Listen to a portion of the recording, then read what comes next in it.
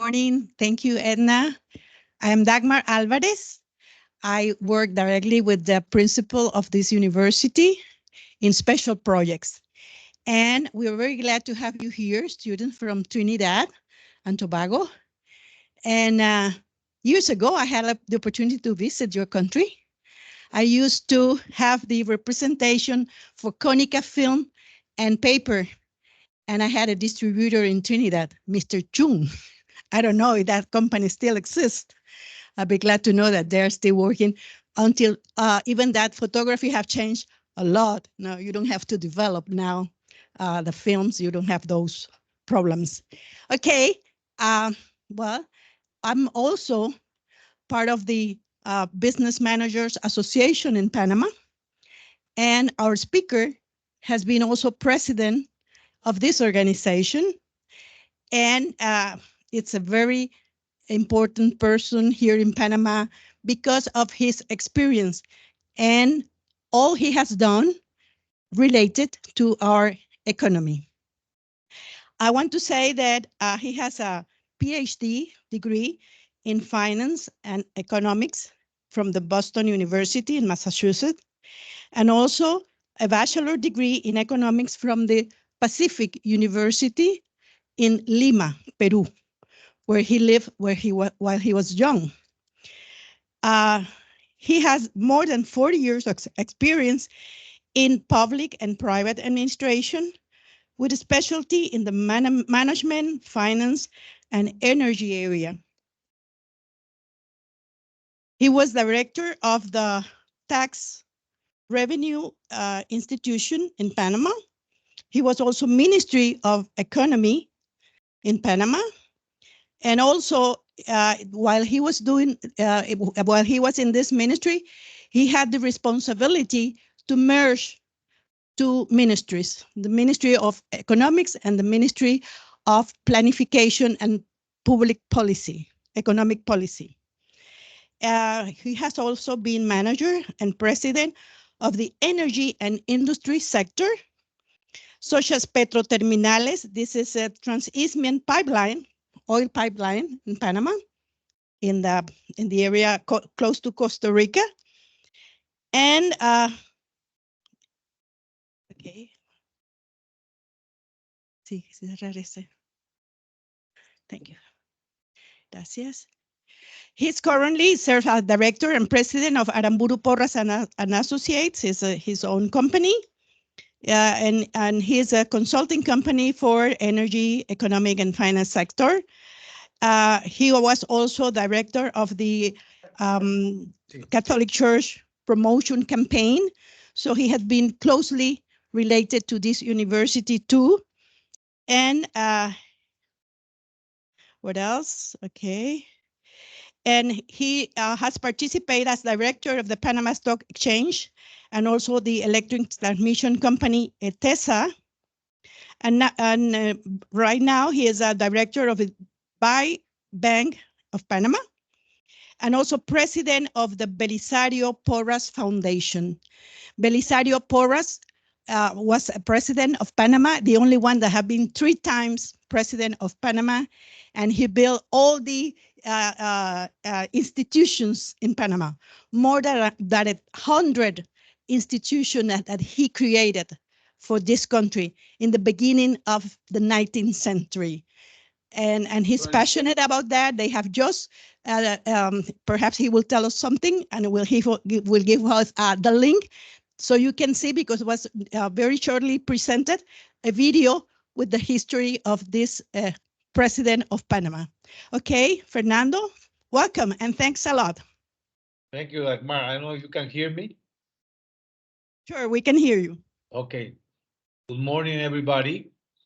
I hope that the Panamanians also speak English or understand English. They welcome do. Welcome to the Trinidad Tobago citizens, young people here in Panama. I have to say, in the first time that I also been in Trinidad Tobago a long time ago for a meeting of when I was tax director back in 1970 some years ago. I was very young, like you are, guys. I was 26 years old, 27 years old, and I became, well, after graduation in Boston University. I have to say that I went to Boston University with a scholarship. I didn't have my family from Panama and Peru. I was born in Peru, Lima, Peru, but my mother, Panamanian, daughter of Belisario Porras, is Panamanian, and I am a Panamanian since I was born. So I became, I went, I obtained a scholarship from the OAS, and I was able to go study in Boston University because of this scholarship. Obtained my PhD degree there in economics, master and PhD degree in economics, and came back to Panama to work. I was 26 years old at the time. I guess you are a little younger than that, but not that younger. And shortly after, I became director of tax revenue. It's a very important position in Panama, and also, I guess, in Trinidad and Tobago. You are in charge of collecting all the taxes in the country. So that's a tremendous challenge. So I went to Trinidad and Tobago for a meeting of all the tax directors of the region, the Caribbean and the Central America region. It was a very beautiful country. So congratulations. As a matter of fact, Trinidad and Tobago has one of the highest income per capita in Latin America. I don't know if it's like Panama. I think they are about the same now, but I am not familiar with the economy of Trinidad and Tobago, but I understand most of the revenue comes from the oil industry and other minerals that the island has. I hope that the education is better than the one in Panama. We are struggling with education in Panama since 40, 50 years ago. Well, I have to tell you a little bit about Panama and its economy, so you learn about it. First of all, I have to say that Panama it's always been a position. His geographical position has been the biggest and most important resource that Panama has always had, and this goes back to the colony. Panama was the center of the trade between the colonies in South America and North America, Mexico, Peru, Colombia, and the Europeans. So every merchandise that came from Peru, all the gold, the silver that came from Peru and Mexico had to come through Panama because it was the shortest distance to go to the Atlantic, from the Pacific to the Atlantic, even though there was no canal. So they had to go by mule from Panama City to Portobello, which I hope you had the opportunity to go to Portobello in Colón. And you see the fortaleza, the fortress that there is there back from the 1600s. Also San Lorenzo in Colón also. It's important that you guys go and see that. These are a Spanish fortress that they were the defense of the Panama Isthmus and the treasuries that were handled through the isthmus. And we have always the threat of the pirates, especially the English pirates, like Henry Morgan and Francis Drake, that they wanted to not only take away the gold and the silver from Spain, because they had always been rivals between England and Spain, always been rivals. And at one point, Henry Morgan decided to take over the city of Panama. The city of Panama was in the Pacific side, so it was never attacked by pirates because of that. Most of the cities in the Caribbean, including Venezuela, Colombia, Cartagena, Valencia, Maracaibo, and Jamaica, Kingston, and I guess Trinidad and Tobago, I'm not familiar, but I guess also Trinidad and Tobago was attacked by the pirates. But Panama never, because it was in the Pacific side. But this Henry Morgan, an English pirate, Corsario, like they used to say, because there's a little difference between pirates and Corsario. The Corsarios, I don't know the translation in English, but they were licensed by the Queen or the King of England to do this. So they were part of the institutions of England. So this was almost a war. And he decided to take over the city of Panama. He disembarked in San Lorenzo, went through the Rio Chagres, and then walked 50 miles. If you go to the Rio Chagres, you get to a point at like the middle of the road between Panama and Colón. And then at that time, it was jungle. He walked with his men, about 1,000 men, and he took over the city of Panama, the old city of Panama, Panama la Vieja, which are the ruins that I guess you will go and see. And it was burned. The governor of Panama burned the city before Morgan came to assault it and steal all the treasuries. And most of the Panamanian families have to run away to the interior by boat, by horse, all the means that they have at the time. And that's how the Casco Viejo, the new Panama City, was found in, this is 1965, 1960, 50, in the 17th century, this happened. So the new Panama City was built with a fortress around, and that particular site that I hope you go and see also, very beautiful these days. And for the young people, it's very entertaining because it has all kinds of restaurants and discotheques and roofs and everything you like, guys. So be my guest. That's the new city of Panama was built by the Spanish people, and there is a lot of histories about it that I guess Dagmar and the teachers could tell you about the golden altar, el altar de oro, and all the stories that go around the temple. But because I want you to understand that Panama, the position of Panama was important before the canal. So the canal became the new investment, the new asset that converted Panama in what it is today. But before the canal, in 1856, the railroad was built by a New York entrepreneur, Aspinwall, that came from New York. And at the time, the New Yorkers and the East Coast Americans wanted to go to California because it was the gold, the California gold rush, always the gold. You know, the human being always looking for gold. And at the time, there was the rush in California.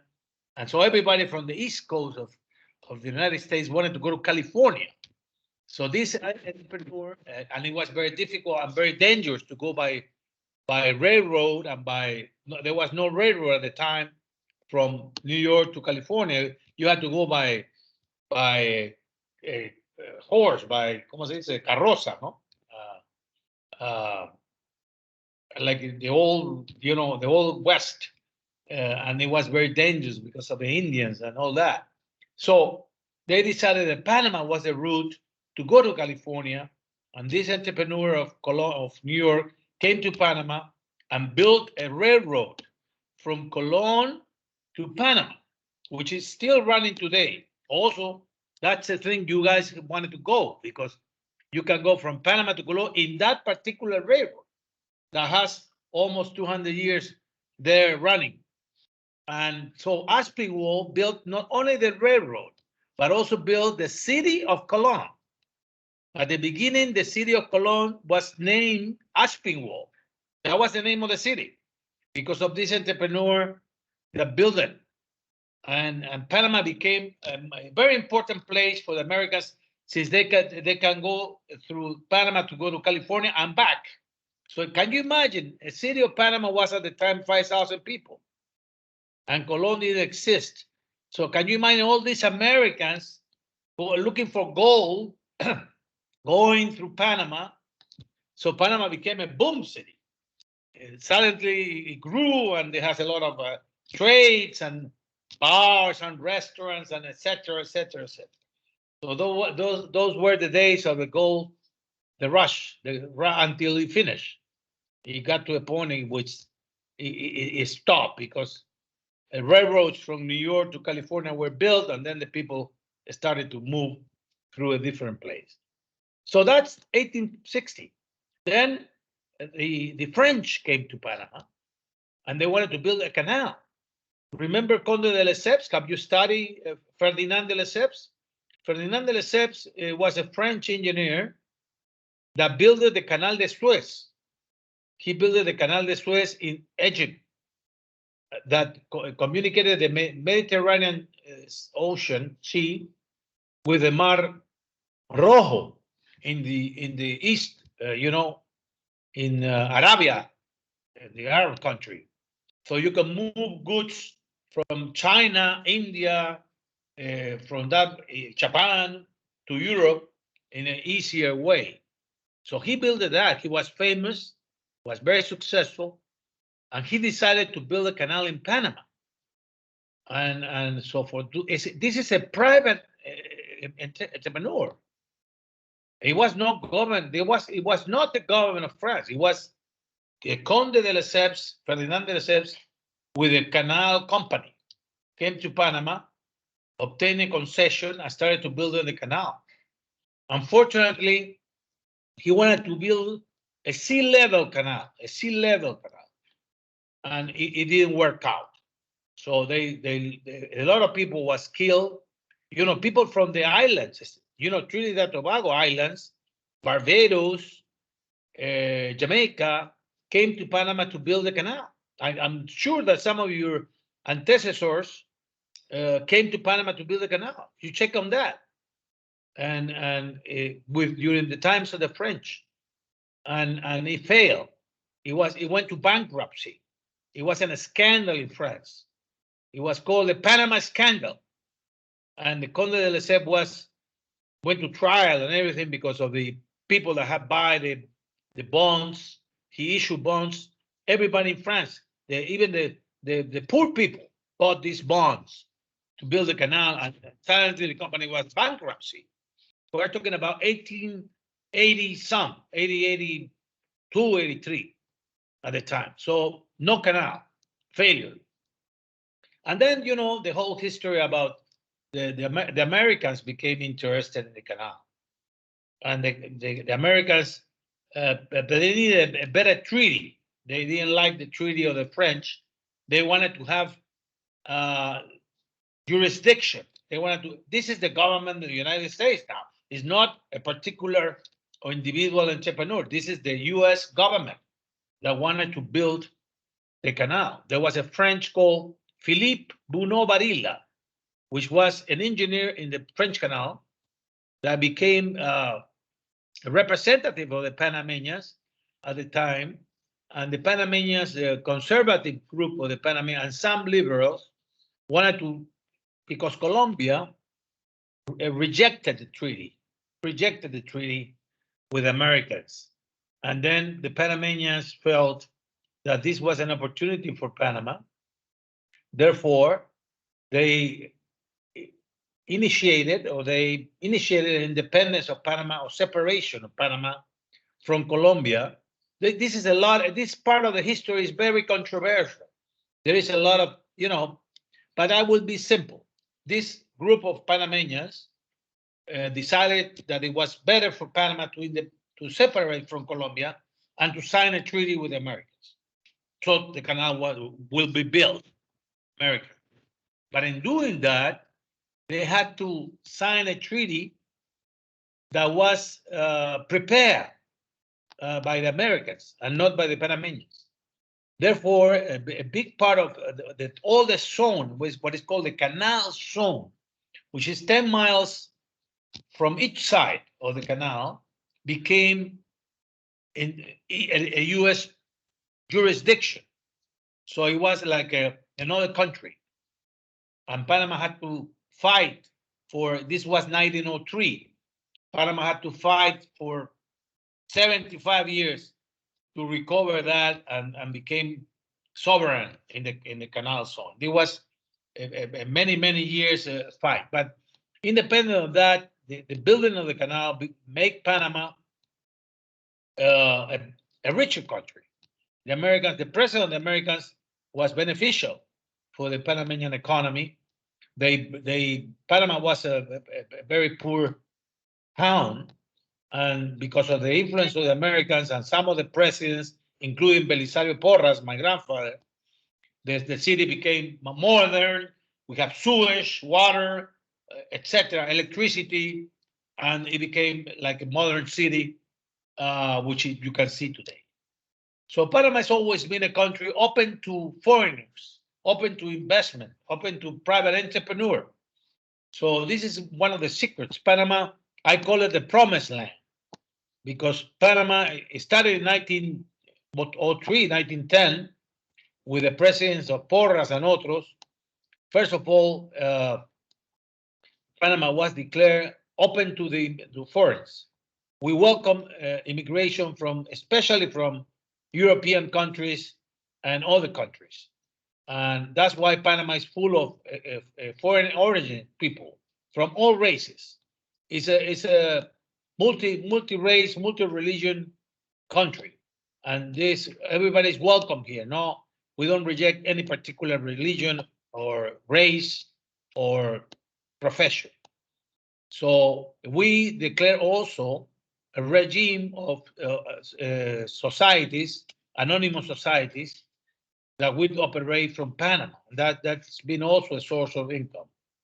The Marine, the Panamanian Flag Marine, also was created, and that also became a source of income. In 1940, we opened up a free zone, the Colón Free Zone, that has become since 1940, 48. So this is now what, 70 years ago, more, 80, almost 80, 75 years ago, was created and has become also a source of income for the Panamanians. And also in 1975, the oil pipeline, when I used to work, was built, and it will move Alaskan oil. So the oil will come from Alaska all the way to Panama. It was pumped across the isthmus. This is a pipeline that was built from one ocean to the other. So you can see that Panama's always been a place to move things across, to serve as a center for international trade. So that's a secret of Panama. We declare, for example, that you only pay taxes from the income generated in Panama. So if you come to Panama and you generate income, taxable income, I mean, outside Panama, abroad, you don't pay taxes in Panama. So that has become a source for the international investors to come to Panama. That is now, and this has been like that for many, many years, for 100 years. So this is now being challenged by the European countries that want that to stop, because according to their theory, that affects their revenue in their countries, which is a new struggle that Panama has to face. We also, in 1995, 96, the government of Panama under Pérez Valladares government, I had the opportunity to work there. Well, before of that, let me go back a little bit. 1977, Torrijos signed a treaty with President Carter after many, many years of negotiations, and Panama Canal returned to Panama. And not only the Panama Canal, but also the canal zone, the land that was near the Panama Canal, all the ports, all the infrastructure. This was very, very, very important, not only politically, but economically. Because the Panama Canal reported only $2-3 million a year to the Panamanian government. Today, the Panama Canal reports $2,500 million a year to the Panamanian government. So it's a big, big difference of this asset, Panamanian asset, that was recovered finally, because this is a fight for many, many years, or many, many people, from Belisario Porras to Arnulfo Arias to Enrique Jimenez, all the presidents, Roberto Chiari, etc. Finally, Torrijos obtained or recovered the Panama Canal for the Panamanians. And this is very important to see. Also in 1990,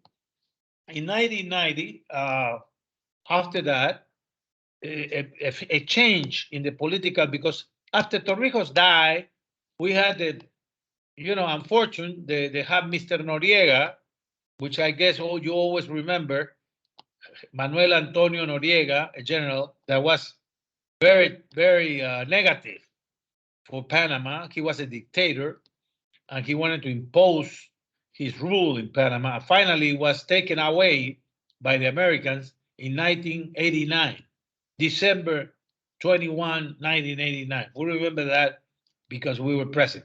So since 1990, Panama has been under a democracy. So governments are elected by the people, direct vote, and Panama has been growing since 1990 on average 6%. It's been on average for the last 30 years. So it's been a tremendous period for Panama. It's grown a lot. The economy of Panama is 5 times bigger than it was in 1990. So the income per capita has gone from $6,000 a year per capita to $18,000 a year per capita.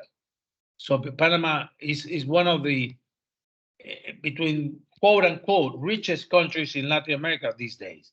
Unfortunately, all this wealth, all this growth has not gone to everybody. Yes, it's been people that has made a lot of money and quality of life. There is a middle class now that it didn't used to be, but we still have 20% poverty in Panama. 20%. I'm talking about 1 million people. So this is a lot of people that is under poverty, and out of which 500,000 is under extreme poverty. Also, the education in Panama, especially primary and second and the middle and high school, primary school, middle school, and high school are very poor. It's not. We don't have a good education, a quality of education. So this is terrible for the young people that wants to succeed in life, that want to develop his future. So we have to change that. And I congratulate Dagmar, my colleague from APERI, because she's been working very hard on that subject for many, many years. And that's why now it's at the USMA. I thank Dagmar for inviting me. So the challenges of Panama these days are basically to see how we change that education system and quality. So our people, our young people, especially the poor people, has the opportunity to develop and have a better quality of life. This is very noticeable in the Indian communities. We have like about 400,000, 10% justo, precisely 10% of the population is Indian origin. So Nove Bugles, Cunayalas, all the Indian. And these people is the poorest in the country. It's a coincidence that this is the poorest in the country are these communities. And it's to be able to change that. All the government have tried. We spent a lot of money in subsidies, but it hasn't worked. So something is going wrong. And also in some of the communities, the Black origin in the north part of the country, long. Also, we have various poor communities, and we have to change that. So there's a lot of things that we have to face in Panama. There is a problem with the public finance these days. There must be some changes. People don't pay taxes in Panama. There is a lot of people in Panama that doesn't pay taxes. My guess is that 50% of the population doesn't pay taxes in Panama. So we have to see how we change that. We have to see how the corruption in the government is diminished. It will never be eliminated, but we have to try to diminish at the maximum, especially the politicians that are represented in the assembly, which is the, where most of the corruption comes from. And also we have some presidents that has been related to corruption in the recent years. So this is something that we have to face, and we have to confront, and we have to change. And the future in Panama is very bright. So if some of you guys want to come and live in Panama, welcome. Especially you are well educated in the USMA. It's the best university in Panama with good principals and professors and experience. We have several of the ministers that have been appointed in the new government of President Mulino are from the USMA. I was looking at that. They've been graduated in the USMA. So you guys have that opportunity, and you guys want to come and work in Panama, be my guest. We welcome new professionals to Panama, and this is the promised land. As I told you, I came to Panama 45 years ago, and I had no money at the time, only my title, and I have been able to develop a family and establish. I'm not rich, but I'm not poor neither. So but especially have been able to develop my personal goals, professionally, human, and I've been able to help people, to help the church, and to help other organizations like APEDE and the Stock Exchange, the government. I've been in the government 2 times, occupy important positions. I sacrifice myself because this is not easy. You don't make money. If you are honest, you don't make money in the government. I can tell you that. If you're thinking of going to the government, be my guest. Believe me, you have to prepare for a small salary, but a lot of satisfaction. A lot of satisfaction. The message that we have done this documentary of Belisario Porras. I will send the link to Dagmar so she can share it with you. I hope you can have the opportunity to look at it, because this is the story of a young man from the interior of the Republic, Las Tablas. It's a very small town in the interior that through education, perseverance, became 3 times president of Panama. And his message is that if you want to change the country, you have to get involved in politics. If you want to change your country, you have to get involved in politics, because there is no other way to change the country. And this is a message for the young people. We have seen like more than 20 new legislators, deputies, have been appointed to the assembly, which are 35 years old or younger. There is guys with 24, 25 years in the assembly as deputies. And this is a new message that the population has sent to the politicians. These are new people, young people that is going to change politics in Panama. Well, I will finish there. I hope I have expanded myself enough. Dagmar, I hope you are satisfied. And if there is any questions, I will be more than glad to answer those questions. I was going to ask them, if you have any question, perhaps some doubts, something that you want to clarify. No? Any mainly questions? Or visitors. If there is no questions, I would say I fail to provoke you guys. Yeah. There is a lady Panama? There in Dagmar. There is a young lady there sitting at the left, at your left. My left. I hope she has a question. No, you. Yes, you. Yourself? You have a question for me. I'm sure you have a question for me. Well, okay. Hi, I'm Asia Cabrera from the Alta Global School of Business in Trinidad. I would say your presentation was very insightful and very comprehensive, very thorough. That's why I didn't have any surface level questions. If I think about it though, more on the personal side of questions, you mentioned, well, if you want to come work in Panama, if you want to come live, well, be my guest. But you're saying that. But how does one really go about that? Like, let's say we're here now, and maybe some of us are interested in the option. Maybe we're looking around. Maybe we do work online, and that allows us to be situated anywhere in the world and do our online work and possibly employ others, maybe Panamanians. What do you say is a simplified process? You don't have to go in depth of someone, a non-national, going about that. Thank you. Yes. Okay. You have a different English than mine. So it's I think your question is that if you want to come and work to Panama, how will be the simplest way to go about? Is that what you are asking? Or start a company, perhaps. It's frozen, dark. Mhm. La pantalla. It's close? No? Yeah. Ah, it's frozen. No, no. A lo mejor él está frozen. No, no, está bien, está bien. Sí. She's asking about, if she wants to come work in Panama, or if she wants to start a business here in Panama, how easy or hard that would be. And just to introduce, I would say that Panama has had the chance that recently we have had a lot of migrations from Nicaragua, from Colombia, from Venezuela now, from Dominican Republic, because we're a small country. We're just 4 million people.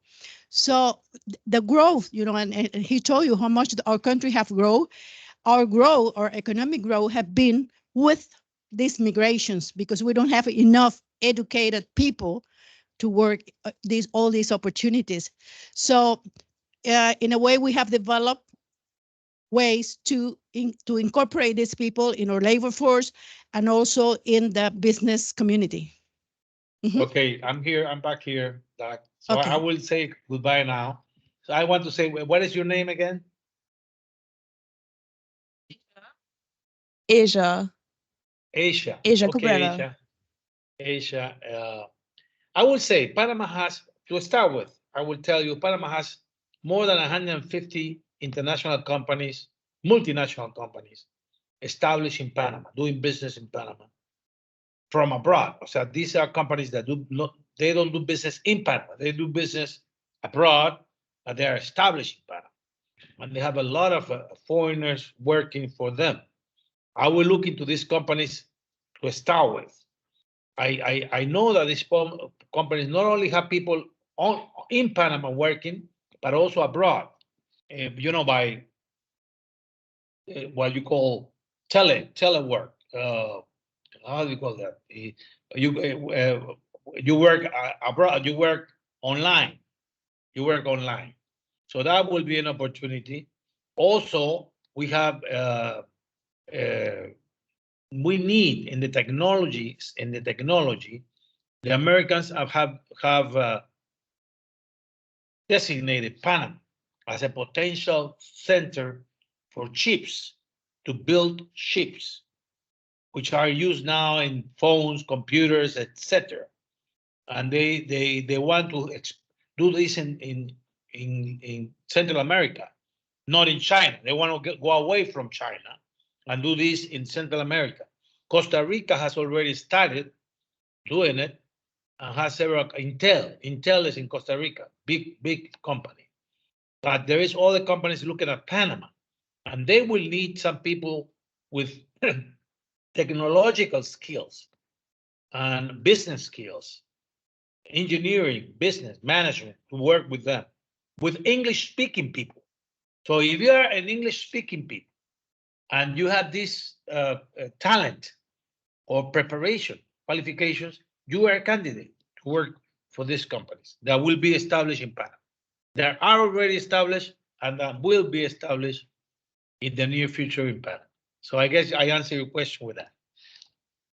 Yes. Thank you very much, Zach. Gracias, Fernando. No? Aisha, there's a chamber of these multinational companies here in Panama. They said the other day in a conference we had in APEDE, in the Executive Manager Association, they said that these 150 companies, they employ 9,000 people. And from those now 9,000 people, just 43% are Panamanians. And they said we would love to employ more Panamanians, but they don't have the knowledge and the competences that we need. So, this is why Fernando said, for a good opportunity. And always the challenge is English. This is why I'm so happy. I want to congratulate our business school, to have activities in English and try to develop more relations with an university as yours, that is close to us, that speak English, and that will help a lot of our students because English is a must in this international world. Gracias, Fernando. Gracias. Muchas Bye-bye, gracias. everybody. I hope you do well. Gracias. Asia.